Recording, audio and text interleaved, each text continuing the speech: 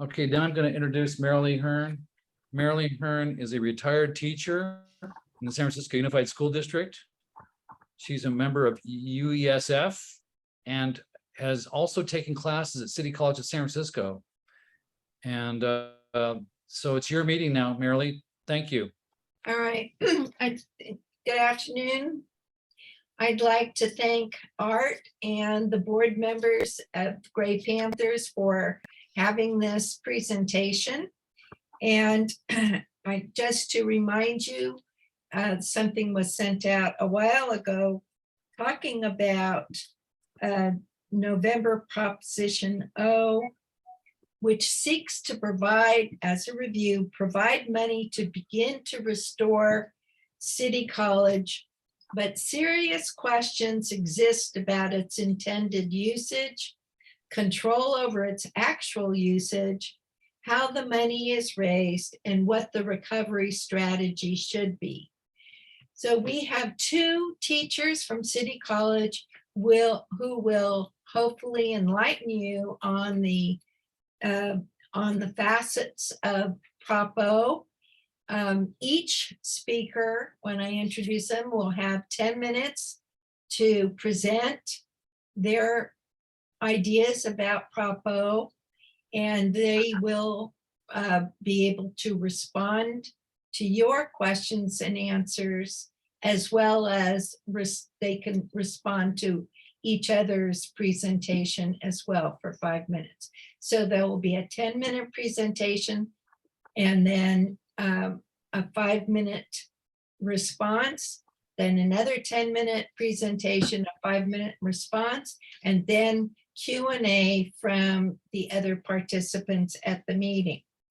So I'd like to introduce our first speaker, Rick Baum, who has been teaching American government as a part-time instructor for over 20 years at CCSF. Rick wrote an article about CCSF accreditation crisis that was published by the Monthly Review. He was also at that time heavily involved in Fight Back, which was again about the accreditation crisis. Rick has also written numerous articles published by Counterpunch, and Rick is a very active member of HEAT, Higher Education Action Team, which has been in existence at City College for a little over 3 years. Our other speaker, Stephen Brady, legally immigrated to the United States in 1987 from Ireland after completing his 4-year apprenticeship in auto body repair and refinishing and 2 years of junior college. After arriving in the US, he worked in the automotive industry at Ellis Brooks until the year 2000, when he got a part-time teaching job at the College of Marin. In 2006, Stephen was hired at CCSF and worked as a part-time teacher for 10 years until in 2016, he got his full-time status. He's been a valuable member of HEAT, Higher Education Action Team, as a connection to the Bayview Hunter Point campus and the fight to preserve the trades at CCSF and in San Francisco. So that is Stephen Brady. So we're beginning now with Rick. He has 10 minutes to explain to you his feelings about Prop O. So thank you, Rick, for being with us. Okay, thank you, Marilee, and thank you everyone for being here. So I want to say about Prop O, it's a parcel tax, and if it on the November ballot, and if it passes, in about 2 years, City College will start receiving about $45 million more a year, which is a good thing. I can't be against more money for public education. I'm not going to be upset if it passes, but I'm very critical of it. Before I specifically criticize it, I'd like to provide a context. And the context is that it was proposed at a time when the state had a $97 billion surplus of taxpayers' money. Yet those who wrote Prop O, instead of demanding more money from the Democrats who dominate the state and who they continuously support, decided that they would seek to squeeze more money out of San Francisco residents instead. Key to raising money at any college is actually not getting taxpayer money, but increasing enrollment. Yet the measure does nothing to counter the ways the administration and board have sabotaged enrollment during the last 10 years by cutting classes, not fixing the user-unfriendly registration system, and not printing and widely distributing the schedule of classes. So enrollment has been way down for these reasons, and so the school has been getting less revenue. And this Prop O is being proposed at a time when the leaders of the teachers union at the college, AFT 2121, were putting forward an alternative budget that was ignored by the administration, in which, had it been adopted, no cuts would have to be made. And what happened instead is that the board and the administration went ahead with the cuts, which resulted in hundreds of fewer classes. Some 30 tenured full-time faculty were fired from their jobs, and were many staff members, and they joined the more than 400 part-time faculty who've lost their jobs in the last 3 years, driving away many more students that otherwise might be registering for the college. And at the same time, while my union was getting neglected by the administration, they decided to work with those responsible for all these unnecessary cuts to raise more money for the college. When Prop O was secretly written, we were not involved in any of this conditions. It allows for interference into the allocation of the money by the city government. I'll talk about that in a bit. It rigidly assigns the money of how it will be spent in terms of the specific uses rather than make it part of the college general fund. And worst of all, in my mind, is an incredibly regressive revenue measure. How it works is that it raises money by imposing a parcel tax of $75 per rental unit, $150 on houses, and on commercial property, it has depends on the size of the property. The maximum would be $4,000 a year for a building like the Transamerica building, or a building that's 1/7 its size. Under it, a homeowner of a 10,000 square foot mansion in Pacific Heights pays $150. While at the same time, someone who lives in a poor area of the city in a 1,000 square foot house pays the same amount. Multimillionaires like Pelosi and Feinstein will pay nothing under this measure because they exempt people who are 65 or older. The owner of the 1,000 square foot house pays 15 cents per square foot. The owners of the pyramid building pay less than 6/10 of 1 cent. That's less than a penny per square foot on the house. Now, the people who probably put this together were aware of an alternative way of financing this measure to raise the money, because just a few years ago, we passed Free City. Under it, the way money is raised is by a transfer tax on properties that sell for more than $5 million. So in other words, it's a tax on the rich, whereas this is a broad-based tax that hits everybody. Although it may not be seen as a large amount of money, it still should be unnecessary for the reasons that I've already mentioned. And that tax on the parcel tax for Free City raised about the same amount of money. So there was an alternative way of funding this. Another major problem with this measure is that the Board of Supervisors can request an explanation of how the money is being spent. And if they find the explanation to be inadequate, they can hold back the money from the college. So what that means for it to be inadequate is not clear.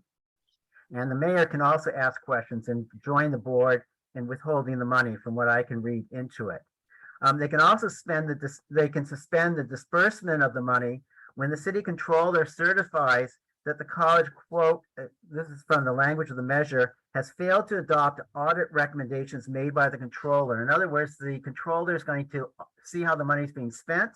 And if they make recommendations and the administration doesn't adhere to the recommendations, the money is withheld. So in other words, the money could be treated like a political football by the city government. And we have a mayor right now who's been hostile towards City College, and there's not a whole lot of support from the Board of Supervisors for the college. And yet this is what this measure does. And it's really bizarre to me because Another partial measure passed in 2012, Prop A, which raises $79 per parcel, has absolutely no interference from the city in the way it's written. So the question is, why should people of San Francisco be asked to pay a regressive tax when the state has this huge surplus? Again, it was $97 billion. I mean, that's just unbelievable amount of money. And at the same time, the state should be taxing the rich more than they do now, so that they can adequately fund public schools, which they aren't doing, in my mind. Those deciding on how to spend the Prop O money will likely be the same people who've been downsizing City College and depriving its mostly working class students of color of educational opportunities. I don't have any confidence in those people, and yet this suggests confidence in them to continue running the school. So it's a poor put together measure. I think in some ways it could be best to defeat it and come up with something better that exclusively taxes the rich who have the money to pay for the needs that we have. I would say for now, rather than put any effort into getting this measure passed, put it into electing the union-backed slate to the Board of Trustees. That could make a big difference. So I'm not against one effort, which is electing people like Anita Martinez and Vic Chung to the Board of Trustees. Hopefully they would do things differently and start forcing the administration to do what's right for the community and demand a much better measure. Also, for those of you in the Gray Panthers, there's no indication in the way this measure was written, because of the way the money is going to be rigidly allocated, to restore the older adults program that was decimated, reduced 95% in November of 2019, and it just won't be restored under this measure. Well, I guess I went too quickly in the way I spoke, so I hope I'm clear. I certainly hope that people ask questions, but I'm done with what I want to say for now. So thank you. Thank you very much, Rick. Yeah, I wonder if I can screen share a document that it's a summary of Prop O, which people can download if they want. But this is what it looks like.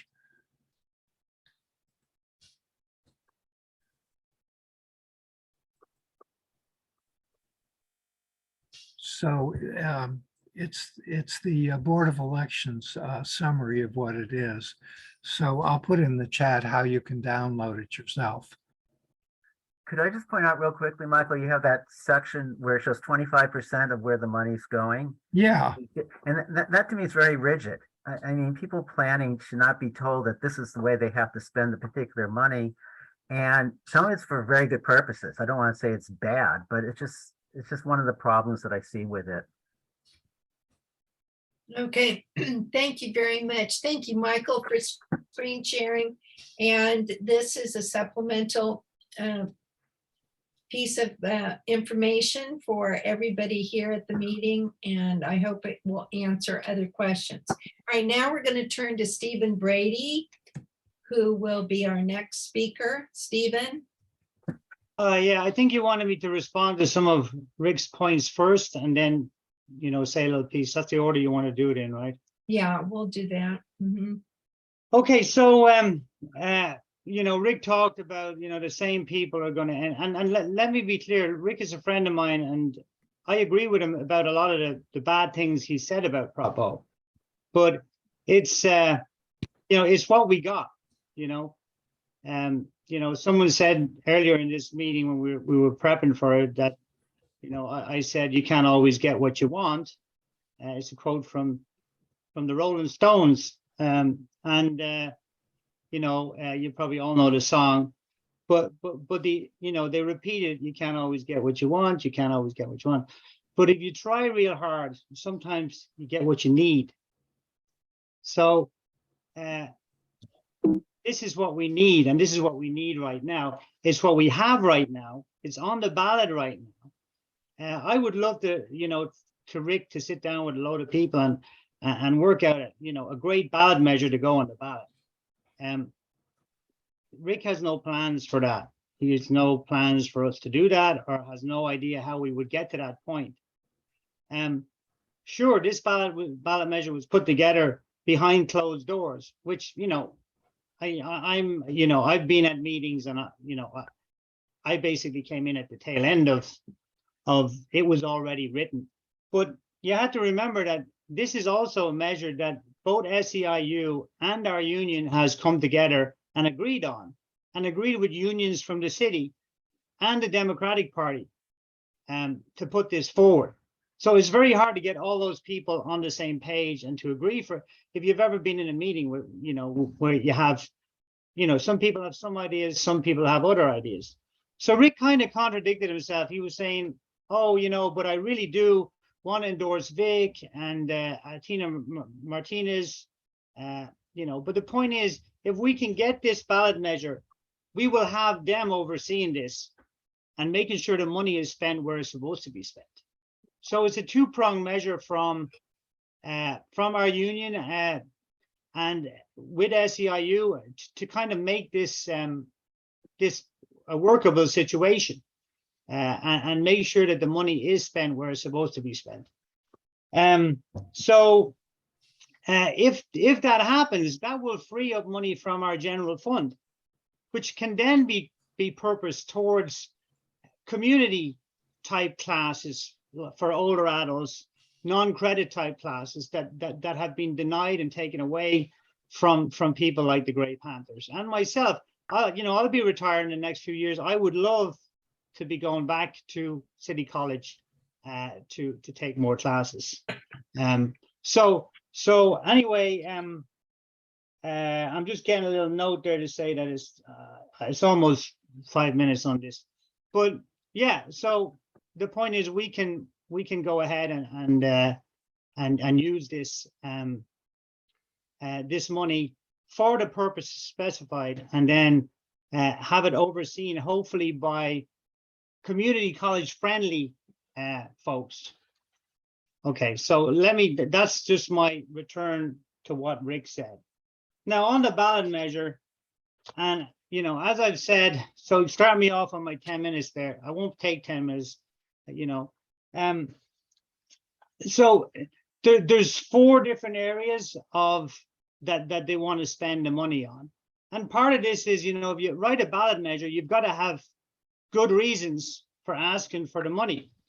So these 4 areas, and Michael has facilitated by providing those to you, but there's 25% for services and programs that support student enrollment, basic needs, retention, and job placement. I mean, right there we have maybe money to get a proper class schedule together again. There's also programs that support academic success. I mean, we're all in favor of that, right? And leadership development of historically unrepresented students. So that would be minorities, workforce development programs, which will really help out. We've got a city with a huge labor shortage, especially in the trades. I mean, people are crying out for tradespeople. Rick said, oh, why should we be educating? In one of his writings, industry should be paying for the education of people in the workforce. And I can tell you right now that if you do that, if you let the industry dictate how we educate our people, they will educate them to the degree and level that they want them educated, not for their own personal advancement or give them any pathway to improve themselves. They'll basically leave people in the jobs that they need them in, rather than have a progressive type education where people can make their own choices and try and advance themselves. One of the beauties of community college, and I'm a perfect example of it, is that I was able to take night classes and I could pace how I wanted to do my learning while I worked and raised a family. Sacramento doesn't want a kind of student like me. They want everybody in their little box of how they want it to go. And don't get it wrong here, our fight isn't with local politicians and with the folks that they stick at the top of our board and our chancellor. He's just a puppet from Sacramento. They're the people pulling the strings here. So we need to fight back and say, hold on a second. We want a community college. We don't want a junior college. We want a college that educates everybody. And anyone who wants to do anything at any age, if they want to become an artist or a writer, they can go back and do that on their own time, on their own schedule. Well, what's the big play then? Well, the big play is the real estate. They want the real estate. They want to shut us down, make us a junior college, keep Ocean over, maybe keep Evans open where I worked, to throw a few trade jobs in there, because people complain about how they can't get people to do their plumbing and their electrical or fix their car. But the big play here is the real estate. John Adams campus, which I used to live beside, is a whole city block. That's $1 billion development for real estate, for politicians and their cronies. And look around the city. Mary Lee and myself worked very, very hard to try and keep Fort Mason open. They were actually, the state was actually paying the lease on that. There was no reason to close it. You know, absolutely no reason to close that down. So they'll systematically go after each little small campus we have. And the next thing you'll see, oh, but it's going to be affordable housing. They already took away our reservoir, which could have been community, college community housing or teachers housing. And that's the play here. So shut us down, get us as small as possible, make all of our students go to the South Bay. You know, we go on about City College and its free city, which I actually don't like free city, because I believe that students should be a little bit invested in their education. And if they have to pay a small amount of money, that's fine. But in the South Bay, they're going to have free community college. A lot of our school district actually send our students down south to the community colleges down there. They actually have programs and partnerships with them to do that. And they're literally helping to downsize the college.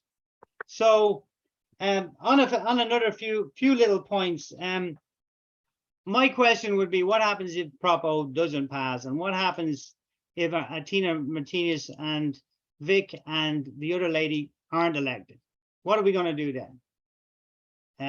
Basically, if we elect them and they don't have the money, there's not a lot they can do, because they're going to come up against the same rhetoric that comes up with the budget, the fuzzy numbers. They're going to get all that. But now, with this measure, we can actually turn around and have a positive cash flow to make a difference. And as I say, that will free up money in the general fund. With regard to voters and votership, this isn't going to cost most Grey Panthers a dime, because anyone over 65 doesn't have to pay it. Or their landlord might have to pay it, but he can't pass that on to you. And I've heard that in meetings, that there's no way that anyone over 65 will have to pay unless they want to. If I was a senior, I would pay it. I'm going to have to pay it anyway. But I support City College, and you guys do too. And you should be quite happy to pay it. Say, you know what, I'm not going to fill out the form. I want to pay the $150. $150 is a night out with my partner. It's not a lot of money. And I would say that to people who would start to argue on the street, and I say to them, did you take your kids to the movies lately? So here's the deal. This is what we got. Now we can take this opportunity to make a positive thing out of it, or we can just let it die. The San Francisco Apartment Association are about to pour big money into the fight against this to make sure it's squashed. Because those guys, they don't care about community college. They might care that they rent a lot of apartments to students. You know, they might maybe lose on that end of it. I know that small property owners and small landlords would be in favor, because they live in the city and their tenants and neighbors benefit from it, and they benefit from it.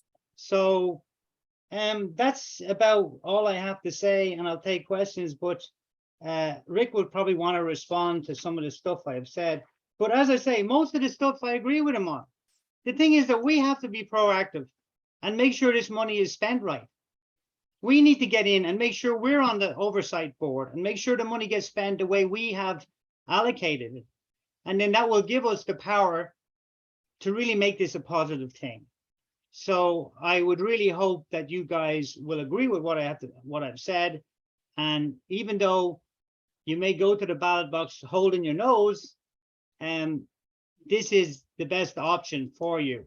I have a friend and he says, you know, the way I vote, Stephen, he says, I say, well, what's going to cost me? I go down the ballot. That'll cost me. No, that'll cost me. No. Oh, that's free. Yes, yes, yes. Well, if you just vote like that, this is a no-brainer because you can't really lose from it because it's not really going to cost you any money. It's going to cost me though, but I'm prepared to make that investment. What I'd like to ask you guys though to do is to support this and make sure, just like take a look at the other bond measure that's supposed to the 850 million that's supposed to redo the college. Look at the way they're spending that money, right? That's what you should be complaining about and making sure it gets spent the right way. And then if you can elect these folks, we can hopefully make this a really positive thing and a positive thing for change and help, as Mary Lee said, rebuild the college. Thank you. Thank you, Stephen. All right, now we're going to go back to Rick, who would can respond to what Stephen has said for Yeah. 5 minutes. Okay, thanks. I mean, I guess maybe a real dividing line is that my attitude is the rich should be paying. And I'm sick and tired of these kinds of regressive taxes that we have to pay over and over again. So that's just keep that in mind. And there's all these loopholes for the rich. You know, this apartment association that they're coming out against it. I mean, I can't believe how greedy they are. They're paying $75 a unit, which is a year, which is minimal considering how much rent they're collecting. And after they take their tax deduction, it's actually going to cost them 45 bucks a unit for a lot of them. So, I mean, greed, their level of greed is kind of beyond belief. The people of San Francisco have been very generous towards City College. I'm always concerned that they don't really know what's been going on there. If they did, they'd be outraged. But they're already paying a lot for City College. They passed Prop A, which now comes to $99 a unit that they're paying. There's the bond measure that was passed a couple of years ago for $845 million. By the time the people of San Francisco pay for that, it'll probably be $1.3, $1.4 billion. You know, again, this should be paid for by wealthy people like our Feinsteins and Pelosi's of the city. Again, this proposition, what's really troubling, it was done in secret so that they didn't even allow input for the people who are going to be impacted by it, like teachers and students. At least I'm unaware of any meeting. So it's brought together by a few union bureaucrats from what I can tell, and they came up with this. And it's just so typical that they don't want input from the people who are most affected by it. The money also from Prop O won't be available for 2 years. It doesn't really kick in until 23, 24, and then they've got to collect the fiscal year, and then they got to collect it. So it's not something that's going to be available to the school immediately. As I said before, if you want to raise more money for the school, increase enrollment. That has been constantly sabotaged by the administration, and that's where a focus should be. Getting good people elected to the board will certainly help, but you need 4, and that has to be kept in mind. But they have plans for increasing enrollment, which would kind of counteract any loss from Prop O being defeated. As the school continues to be downsized, by the time the Prop O money kicks in, it would probably just be there just to make up for the downsizing in the last 2 or 3 years in terms of all the cuts that the administration has made to the school. Prop A was, you know, another partial tax for the school. It didn't have all these different categories of spending. It was going to go into the general fund to improve educational opportunities for students and the programs at the school. So I don't even know why Prop O has to be so specific as to how the money will be spent.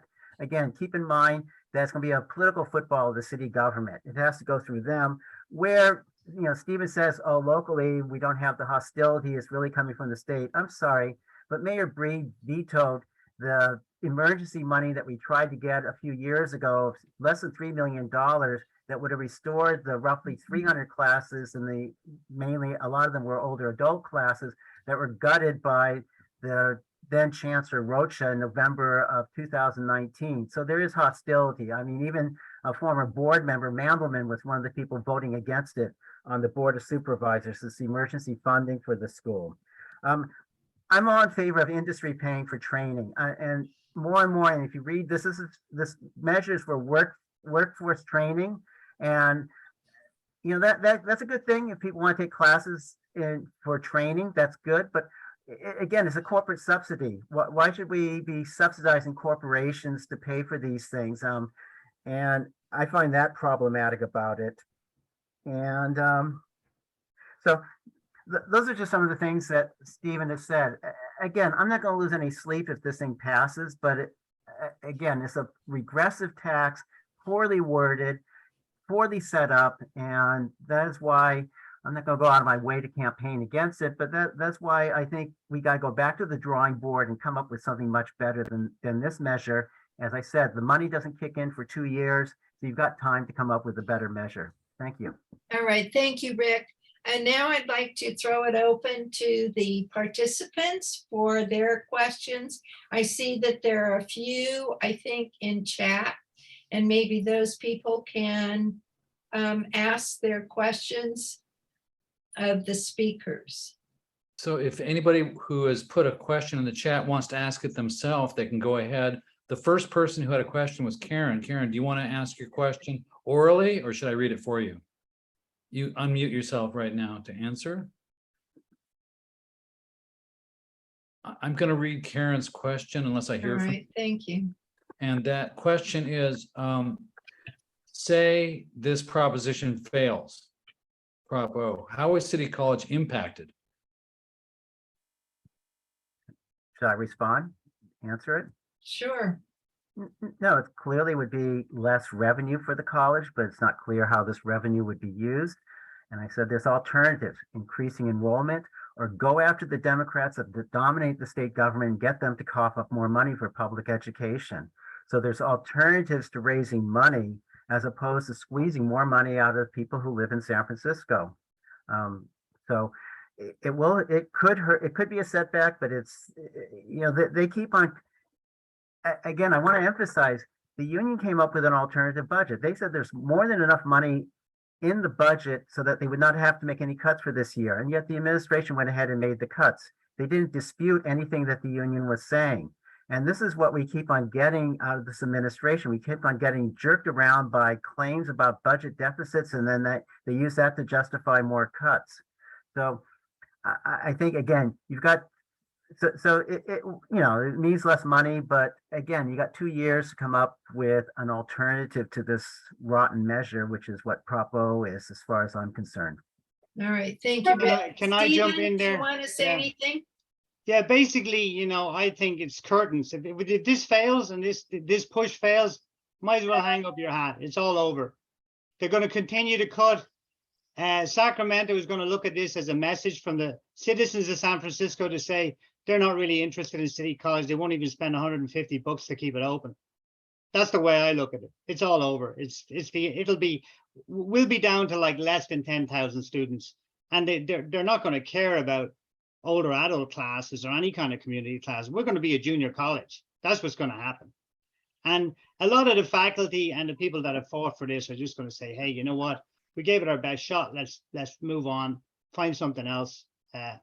Maybe we can teach somewhere else where they want to actually educate people.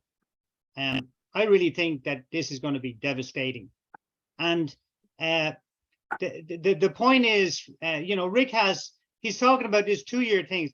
The point is, if we know the money is on the way, you've got a huge argument then against additional cuts and against, them downsizing the college more. You can say, oh, look, you're doing exactly what we said. You're going to continue to do this, even though we've already got funding for this. It's going to be very, very difficult for them to continue the way they've been going, especially if we have a new board in November on top of that. I would say the chancellor will be on his last. Those people will come in, they'll want him out, and we want to get somebody more friendly into place. But go the other way, and I really think it's curtains. All right, thank you, Stephen. All right, do we have anybody else who'd like to ask a question? Teresa. You're muted, Teresa. Okay, I'm unmuted now. Yeah, one of the things is I kind of see it that we kind of have to vote for it because otherwise things are just going to go in absolutely the wrong direction, even though it's highly imperfect. But what are the polls showing? I mean, San Franciscans don't like to vote for stuff that increases rent and property taxes. And one of the things I'm a new grandparent, and I brought my kids when they were little to child development classes, which were non-credit courses to help you, give you ideas about good ways to raise your babies. And they were at every neighborhood gym. And now there's only one, and it's at City College once a week. And that made me a better parent. And so that breaks my heart. But so anyway, what are the polls showing? And do we really, it sounds like we don't really have a choice but to vote for it. That's my question. Is it going to pass? Do we think it's going to pass? All right, I'm going to turn it over to either Rick or Steve. You want Stephen? to go first, Stephen, and then I'll go? Well, yeah, I think, you know, we don't have a choice to vote for it. We have a pretty good chance that it will pass because it's targeted against homeowners and landowners as opposed to renters. Most of the city is renters, and usually the renters win whenever the two are against each other. But I would like to see lots of homeowners. I know a lot of my friends that I've talked to that own homes say no problem, that, you know, they love City College and would like to vote for it. It's people like large corporation or corporate landlords and people that are speculating on property in the city that don't want it.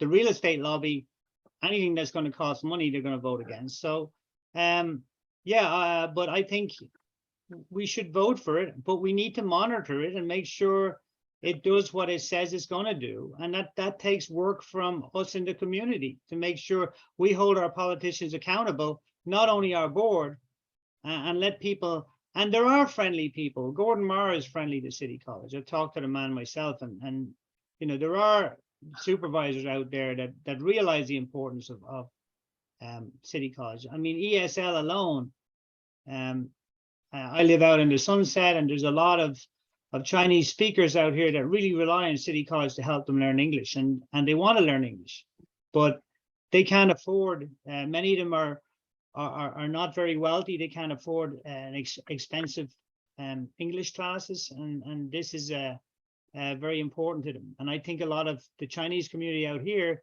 even if they own homes, are still going to vote for this. All right, thank you, Stephen. Rick? Yeah, I just want to say, I mean, if the pass is any indication, the people of San Francisco have been very generous towards City College. I mean, it's the Prop 8 passed with over 70% of the vote. The $845 million bond measure passed with over 70% of the vote. So I don't know if this needs 2/3 or 55%, but if the pass is any indication, they will vote for it. I think what's troubling to me is I don't think the people of San Francisco realize how destructive the activities of the board and administration have been the last 10 years. We are in a fight, and we're in a huge fight in this society. It's not just over City College, it's over, you know, our environmental programs, the military spending, the excessive inequality in our society. And so I'm in favor of public education. That's why I've been active at City College. And it's just one of many huge battles that we're dealing with. And frankly, we have to recognize that the people in Sacramento have become our enemies. They've got billions of dollars of extra revenue, and yet instead of getting the money from them for something like City College, instead we're squeezing more money out of the generous taxpayers of San Francisco. And I think we just need a new message for people to understand what's really going on in our society. I mean, the Democrats who control and dominate San Francisco have been endorsed over and over again by our unions. And yet what do they get for their endorsements? They get practically nothing. So to me, there's a bigger battle against those who have power within our society. But we have to see that we're in a fight. The college has been going in the wrong direction for 10 years. So again, if Propo doesn't pass, I can't disagree with Stephen when he says that, well, Sacramento will use that as an excuse not to fund the college if the public in San Francisco doesn't vote for this. Well, you know, you can always use counter arguments that they have voted for things like this in the past. And this one just needs to go back to the drawing board because it's a problematic measure. But I'm also troubled again. Stephen cited Gordon Marr, who is always touted as a big friend of City College. Well, in the upcoming election, he refuses to rescind it, but he endorsed Selby and Rizzo, the two board members running for re-election. I asked him at a union meeting, will you rescind your endorsements of these two because they've been so destructive, and he refused to do so.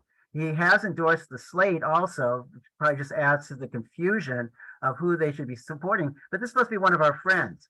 And yet he is either so ignorant of what's going on at City College that he would turn around and endorse Selby and Rizzo. So again, I think we need to educate people about what's going on at the college. And Stephen may be right. It may be lights out for City College if this doesn't pass, but it's been lights out for 10 years now. Again, if you know the history of it, in 10 years ago, 12 years ago, we had 110,000 students. Now we probably barely have 30,000.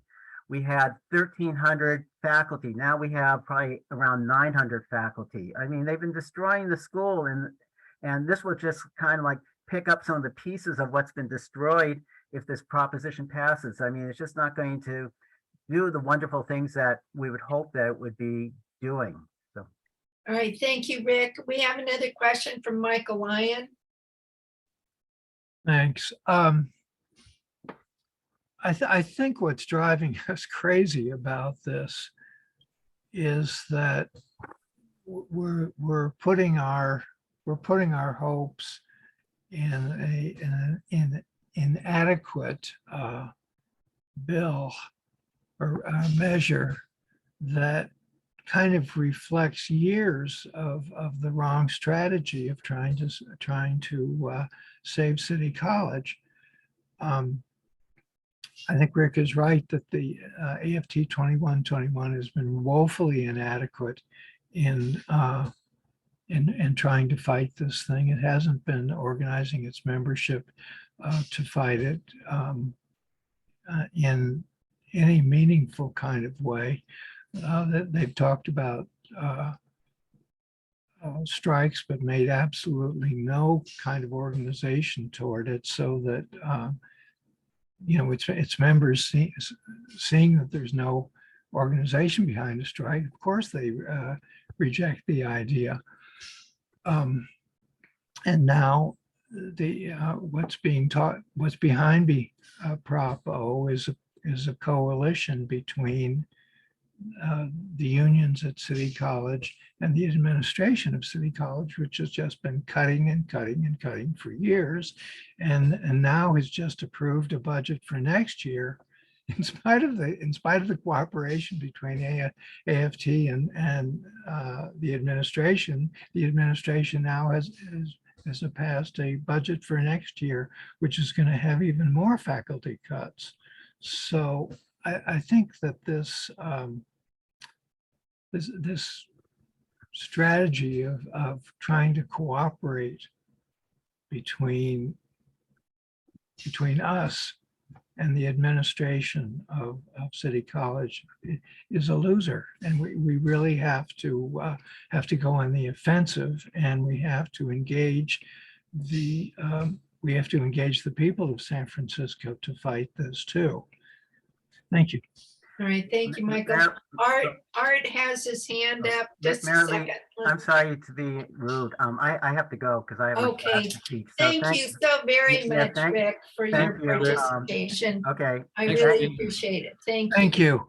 Okay, and thanks, Stephen. Yeah, thanks a We'll- lot. Behind the gym, right? Isn't that where we're meeting? I hope not. I'll Yeah. give you a hug the next time I see you. Okay, I look forward to that. All right, thank Bye you, now. Rick. Thank All you, right, everyone. Art. Okay.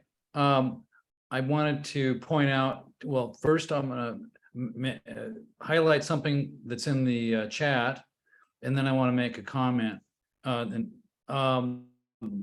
everybody can, some of you can't see the chat, so I'm going to read it.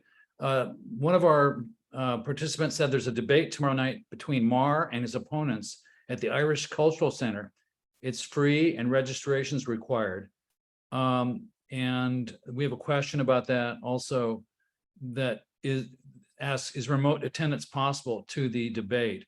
Hopefully we can get an answer to you while we're still here. And the other thing, I want to make a comment that I have been dismayed to see that there are many groups that support City College, but I don't see them working together. And I think it's important, you know, for progressives who care about a common good institution like City College to figure out a strategy that unites people who are on the same side and doesn't divide us, because we're up against some very powerful interests locally and nationally. And the more we can unite, you know, the labor movement understands this, you know, if you're divided, you're weaker. So I think these distinctions between people in the same coalition, HEAT, point out the contradictions and the weaknesses of progressives. If we can't figure out how to work together for the things we care about, we're going to be much easier to defeat. And that I just hope that that changes, that we can make strategic decisions without selling out, which is a tough line to walk, I guess. That's it for me. All right, thank you. Art. Matt has his hand up. Matt. Hi, I'm concerned about making the perfect the enemy of the good. I mean, the argument put forward that we should vote against this because then we have a couple of years to, you know, do something right and, you know, charge the wealthy enough. It seems to me that if we vote for it, if it's passed, we still have that 2-year horizon. Is there any reason that we couldn't then improve it and make more people, wealthier people, pay? It seems to me that there's no reason that that couldn't be the case. I mean, that argument of the 2 years works both ways. And I think it's correct that it would have the right message go to Sacramento. But Stephen, is there any reason that couldn't be done? I totally agree with you. I mean, this is just a starting point. You know, as Mary Lee said in the beginning, this is a beginning point to bring the college back. But if we, the people of San Francisco, let the corporations know this is what we want, then they're going to jump on the bandwagon too and say, hey, you know, this is good PR for us to back this. But if it's a complete loser and they see a big win from being able to gobble up some of the real estate, this is public lands now we're talking about. We're going to end up like the Ohlone. They'll be going, oh, we've just built this beautiful apartment building. Let's thank the people of San Francisco and also City College for donating it to us, because we've got a nice big apartment here now. You know, or an office block or an office building. So, you know, that's what happens. I mean, but I think you're right. This should be just a starting point, but it's going to send a real message, I think, and let people know, yeah, the people of San Francisco are awake and we can see what's going on. And if I could comment what that Michael said earlier, just wanted to respond to, sure, you know, divide and conquer. The Brits used it all over the world to conquer people. Get the natives fighting together, and then that's less people we have to fight, right? So get everyone against each other and make everything negative. And yeah, you can certainly win a lot of points that way. And that's what they're doing. I mean, even our union has divisions. And you have to remember too, these are just the teachers of San Francisco are I'm getting some feedback there. You know, they're just people too, and they have families, and they have to look at their own situation and say, well, hold on a second, if this college isn't going to be around, I'm going to jump ship now. Not all of them are like me that live here and have their family here and their home here. They live in Fremont and they commute up from the South Bay, and they're from other places. There's other community colleges out there that they can go and work in. They're not going to have the same kind of vested interest that someone who lives in the city like you and I have. Right, and these real estate interests, if they are trying to just gobble up real estate because they can make money off of properties, well, they could end up destroying that which makes the property valuable. You know, the best parts of San Francisco. You know, but I mean, they've already made their money. They don't care. They get their money and get out. That's the way it works. Right. But what will happen to property values if if the only thing that's driving property values is the value of themselves, the value of the property, as opposed to what makes great things like City College, of which I was a beneficiary, that makes San Francisco great, then, you know, people won't want to. It's one of the reasons that people want to live here, and that property values are high because of the great things that we have to offer. I agree, but if you're a short-term gain person that just wants to make the next book or what's the next best deal, it's a short-term gain for you. Right. And if you're So- not vested in the city, you know. So it's that's not- where the voters come in to to set that right, straight. right. All right, thank you. Art, I need to ask you, do we have time for one more question? I don't know who KF is, but that person That's, has uh, their I hand up. believe that's Karen Fishkin, and we have plenty of time. It's only 2:00. And Okay, the next segment of the meeting starts at 2:30. So we have a half hour oh, potential. all right. So We would- I'd like to call on Karen to ask her question. Thank you. Bear in mind, this is fuzzy memory time. I did go to City College, benefited from it. I went back when there was no charge, and I couldn't have afforded to go there even with a very low charge. So I have very fond memories and a lot of gratitude. But, and here's where the fuzzy comes in. Didn't this big mess start with the administration of City College really messing up their own budget and they had to bring in people from the outside to take over because things were such a mess? And that was a while back. But is that part of it taken care of? Is it correct? And has that been straightened out? Is there an administration that can really handle things now? All right, Stephen, would you like to respond to that? Well, if you look at the way our board is, and you know, the SFUSD board, we elect them. Most of these folks are interested in one thing, and that's to climb the political ladder. And they're beholden to people in the Democratic Party. I mean, Anita Martinez lost by 14 votes.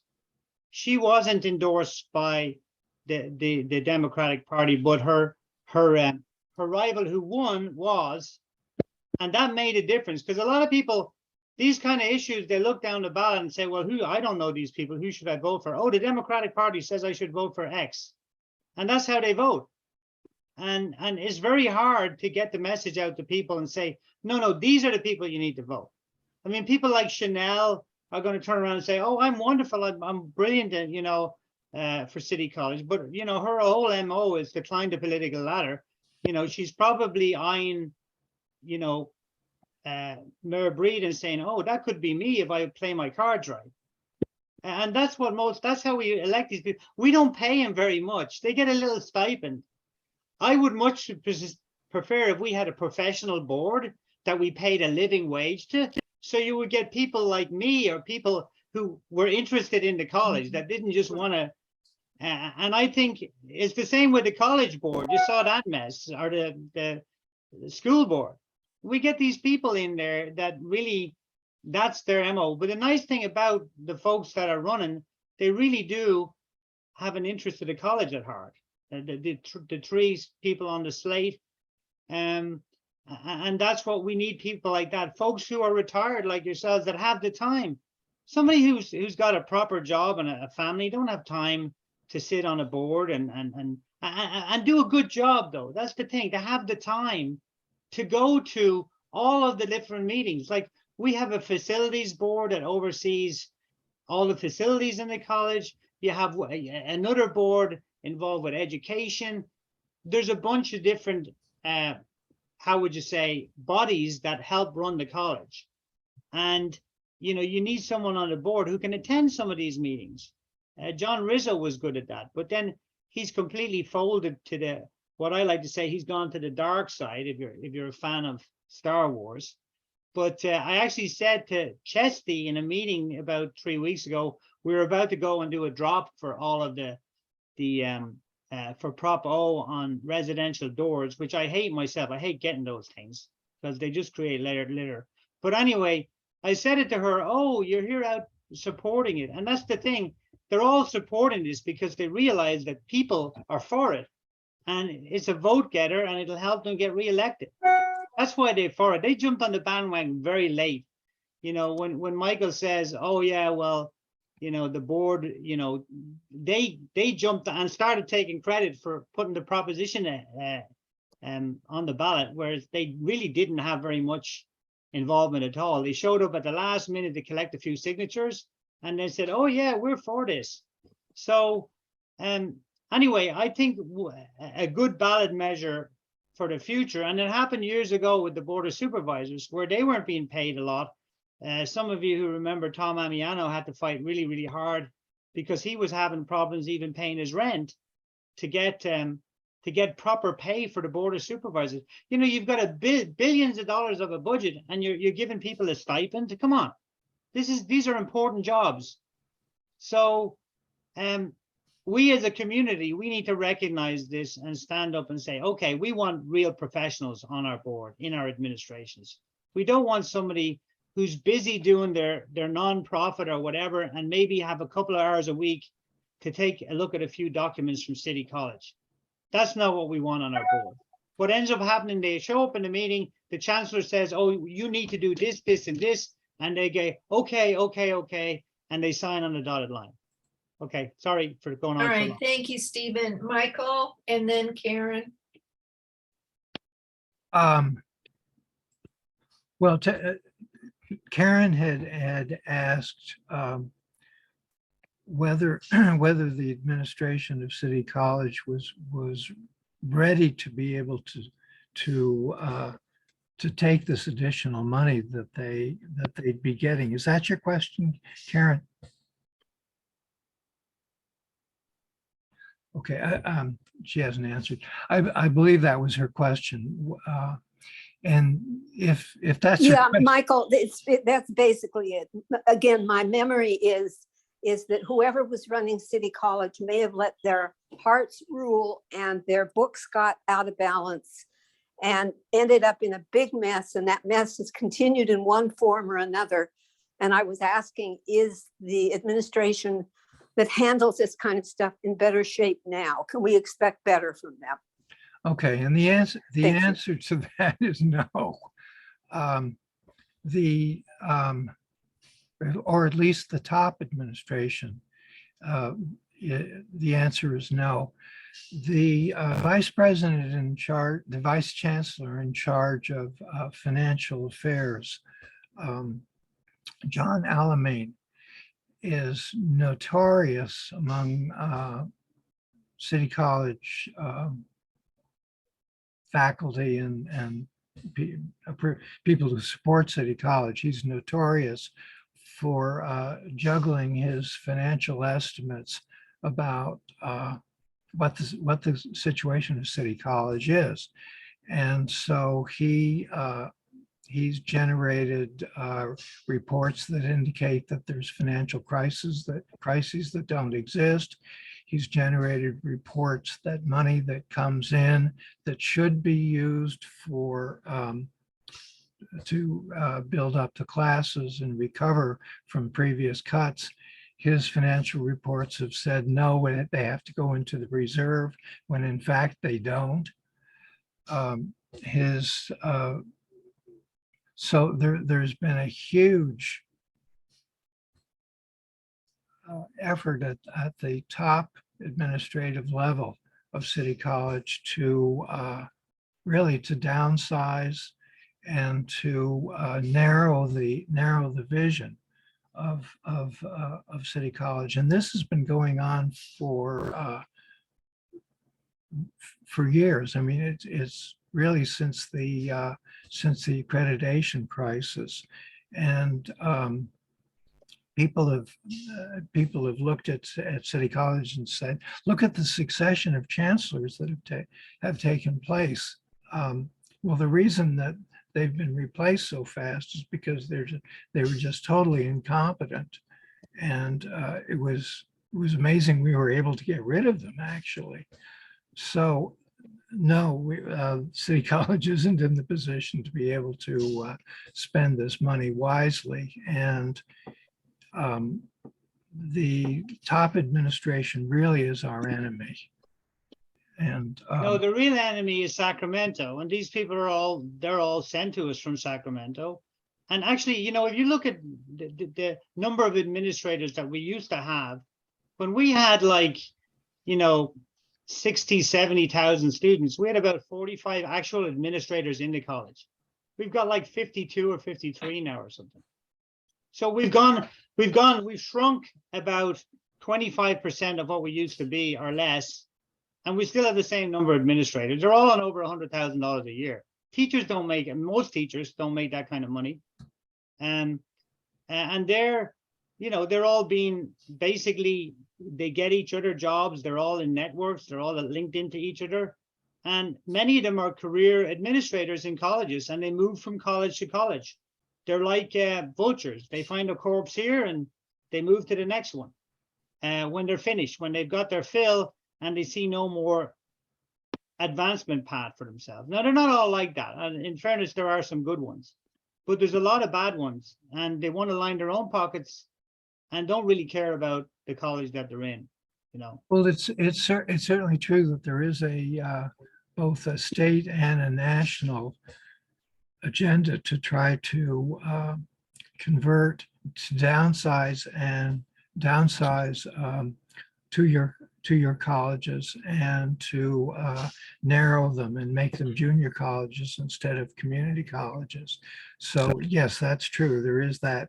And the there is reason for that, there Michael, is- you know there what the reason is? Because then you can sell education and you can make money on it, and you can put people into debt and make them take out loans to go and get educated. Mhm. And that's part of the goal too. There's money to be made on that end.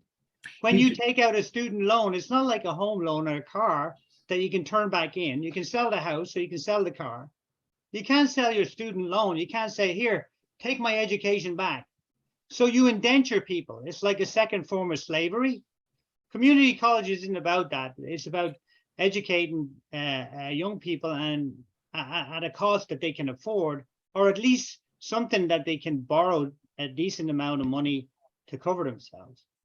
Really quickly, what Stephen's referring to is the statewide agenda of turning community colleges into junior colleges and upping the requirements so fewer poorly educated people can get into it.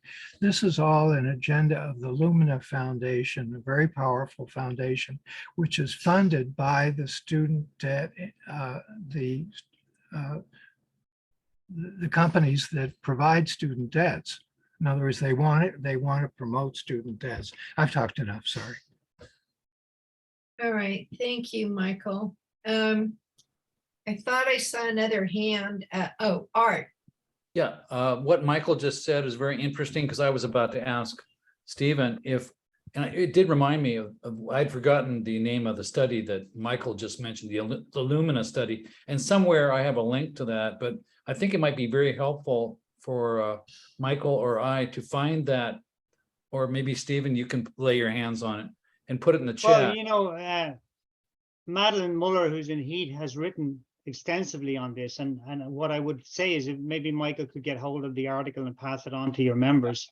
But it's a very enlightening article, and it kind of opened my eyes about the whole thing and put a completely different slant on it for me. So there's a couple of different baskets of cash there. So the real estate is one, but the student loan is another thing, another reason that we're being downsized, and we're being downsized by the top. And let me just say another thing. I've taught in the College of Marin. That's a direct aid college. And I actually taken a swimming class right now up there. And they have a beautiful pool. They get 2% of the county revenue every year. The community college does. They've got about 10,000 students, beautiful modern campus. But it's paid for, they get 2% of whatever the county takes. So they have a nice budget that's not dependent on Sacramento. So our little bond measure is kind of like that. We have some cash of our own now. We're not dependent on City College or we're not dependent on the state for all of the financing if we get this bond measure passed. And the problem with a lot of these other bond measures, they're earmarked for construction and rehabilitation of buildings. Not a penny or dime can be spent, even though there's a big pot of money there to improve City College and, you know, put in a new art center and all this other stuff. Nothing about greening of the college in there, by the way, because I've been on one of the committees to try and improve our facilities. And I said, we've got this huge roof here. Why aren't we putting solar panels on it? If we're spending $30 million on the campus. And the amount of waste that's happening on it's just unbelievable how they're planning to spend the money and basically ripping off us. So my question would be, if the college does fail, can I have my 850 million back, please? Because if it's not going to be spent, we want it back. We don't want to just say, oh, you can still have that, because Ocean Campus and maybe, well, they're going to keep Mission because they've got a 100-year lease on it. So, you know, my general point is that, you know, you just have to be, we have to be proactive as a community to make sure that they don't take it away. And there is another way, you know, like a direct aid college like that to have funding. Now, where is all of our taxes going? For homelessness and drug rehabilitation and a lot of the time, non-profits. So if you're a non-profit, what does that mean? It means basically you don't make a profit. So what do you do with extra money? You increase salaries. A lot of these folks that run non-profits, they're all buddy-buddy with politicians, right? So that's the crisis we're in. Unfortunately, a lot of the money that should be going towards education is getting sifted away to other areas of need. Thank you, Stephen. All right, it's Teresa and then Art. Teresa, you're muted.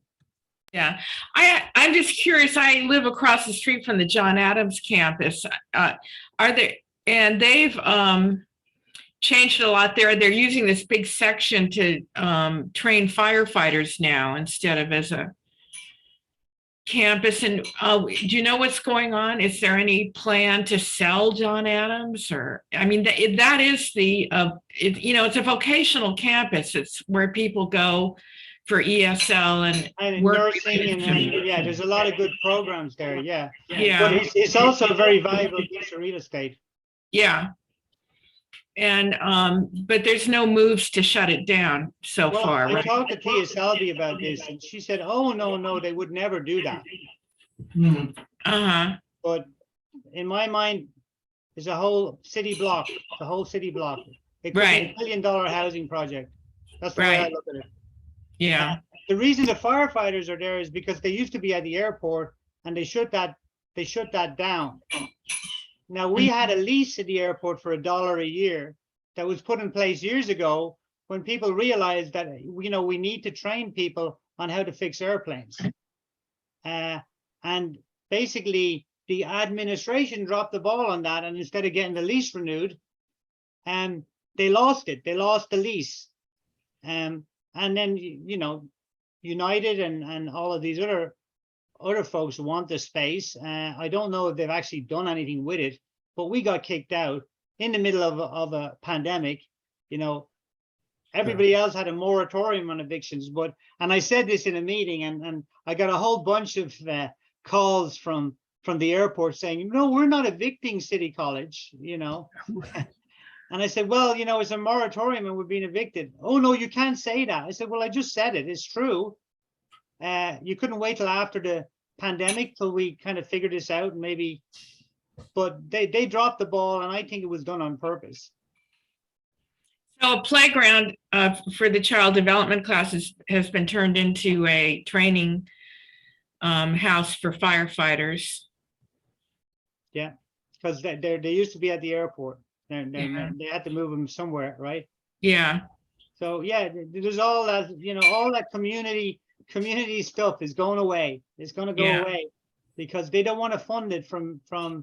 I mean, we had great hope that Joe Biden was going to push this free community college thing, and it never happened. Yeah. It was part of the whole Build Back Better bill and all that, and we lost that. They lost that fight. Obviously, the Democrats, a lot of them didn't want it. They didn't want that. You know, not everybody, you know, a lot of people look on a community college as providing a lot of classes that aren't really necessary. They don't see the importance of lifelong education. And I think that's a battle that the Grey Panthers have. And, you know, I'm starting to go gray myself, so I might be joining you guys soon. But the point is that they just want to fund the minimum. And they want to say, yeah, we're providing equity. You know, we help minorities get an education, but, you know, if people can afford an education, maybe we shouldn't fund that. And then it all comes down to what's afford a monthly payment. All right, thank you, Stephen. Art, and then Michael. Yeah, first I want to do an apology. When I raised my hand, Ellen R had raised her hand before me, and I should have said, excuse me, Ellen, I just want to make one quick point, and I didn't say that. And she left. She might have been upset about not being given her chance to speak. And she really cares about that airline training center, because, you know, we have a mutual friend who passed away, who was an airline mechanic, and Ellen put a lot of time and energy into City College, and she cares a lot about the whole issue and has been pretty involved, I think. The other thing I want to say is that I posted the information about the debate. First, I didn't see the location. Now I do. So it's at the Irish Cultural Center. I believe it's 5 o'clock tomorrow night. And I posted the link. If anybody wants more information, let me know, or just look it up. And we have about 9 minutes left before the next part of the meeting starts. I know Michael had his hand raised, so it's okay. I just want to say we're going to end by 2:29, so we can go to that next phase. And I hope everybody stays for our membership meeting, because we have a special agenda tonight on that, and we want your input. Okay, that's all I have to say right All now. right, thank you, Art. Michael, Lyon. Yeah, I just wanted to say, I put in the chat a very revealing kind of document put together by Madeline Muller, who's the chair of the music department at City College, and has made this lifelong hobby of keeping track of every document and knowing where the bodies are buried. And it talks about basically manipulation of financial data by the top administrators of the college. Thank you. Thank you. All right, I'm looking for any additional hands. Let's Art, check. do you see any? No, and we can check the chat to see if there's any. There was some comments made by someone who couldn't voice them, and I can try to tell you what they are. Okay, Let's see. One is national direction was also determined by corrupt former head of education department, whose name I'm blocking. And this is in relation to the kind of the plot or the effort that would be in that memo in regard to the privatization or profiteering on City College. Arnie Duncan. Arnie Duncan, yes. Thanks, Michael. So Arnie Duncan used to be the head of the education department in Washington, D.C. under Obama. And apparently he directed this trend of making junior colleges more vulnerable to privatization, and just not so much community colleges, but junior colleges. And the other comment, I'm trying to see that she was saying, she agreed with you, Michael and Stephen, that the administrators do Sacramento's bidding, and the governor hasn't made an effort to save City College of San Francisco. One more point on that, the California Alliance for Retired Americans, we had Scott Wiener in we had access to him.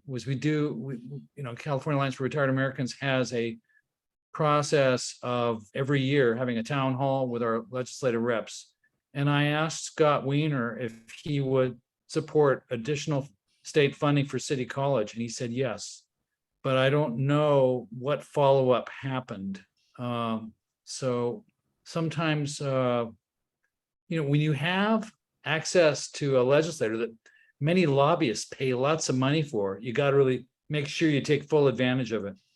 So I assume that Scott Wiener would be a man of his word. If we approached him, and I can find that on the record, we could use that to say, hey, you said you would make sure City College gets, or the state college system gets funding. What have you done and what can you do?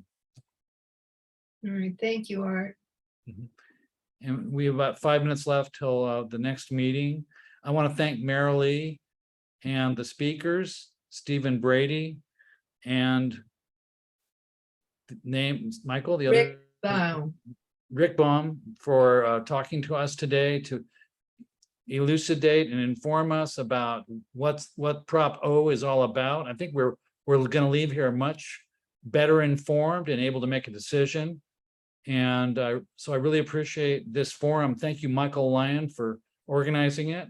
I think it was a success, and we have a recording, so we'll save that and make the recording available so people can hear it.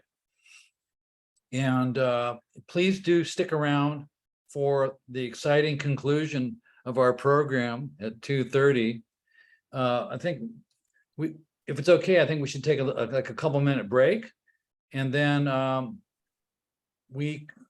it's going to be an interesting meeting, because we want to find out from you what you'd like to see happening at our membership meetings, which we've set aside the last 30 minutes to be accountable to the Gray Panther members, and we'd like to know what you think. We also should leave time for announcements. If you have an announcement, you could put it in the chat, or you could announce it verbally at the membership meeting. So if it's okay, unless there's an objection, can we take a couple minute break? Stephen had something. Just he wanted to before you say. go, I just want to say goodbye and let you folks get on with your meeting. And I thank you for allowing me to voice. I know I talk too much. That's my problem. But I hope I've enlightened you a little bit, and with my opinions and some of the history. I know if anyone has any questions, Michael is a good source, and Mary Lee, they know a lot of this stuff already. But Prop O, I hope you guys will endorse it. The more people in the community that come out for it, the better for all of us. And just remember, you can't always get what you want, but if you try real hard, sometimes you get what you need. Okay. All Good right, luck, thank you, folks. Stephen. Bye. Thanks, Stephen. Thank you. Thanks a thank you. lot. Thank you very much.